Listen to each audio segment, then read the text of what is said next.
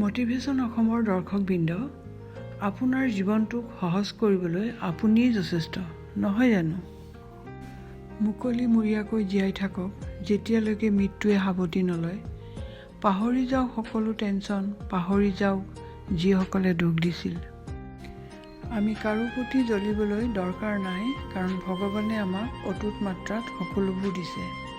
কাৰোবাক ক্ষমা খোজক আৰু কাৰোবাক ক্ষমা কৰি দিয়ক। ক'ত যাবলৈ আছে ইমান ইগ' আৰু অহংকাৰ লৈ? জীৱনত সময় বহুত কম, সেয়ে বেয়া সম্পৰ্কবোৰ ঠিক কৰক। যদি কোনোবাই আপোনাৰ বেয়া চিন্তা কৰিছে, তেন্তে তেওঁৰ হিচাপ ওপৰৱালাক কৰিবলৈ দিয়ক। আপুনি মাথো ফুল অন এনজয় কৰক।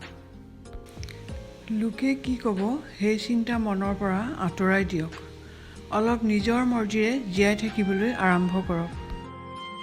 আপোনাৰ গোটেই চখবোৰ অন্তৰেৰে পূৰা কৰক। পাহৰি যাওক জগতখনক, পাহৰি যাওক আপোনাৰ বয়সক। মই 20 বছৰৰ বুঢ়াকো দেখিছোঁ আৰু 80 বছৰৰ ডেকাকো দেখিছোঁ।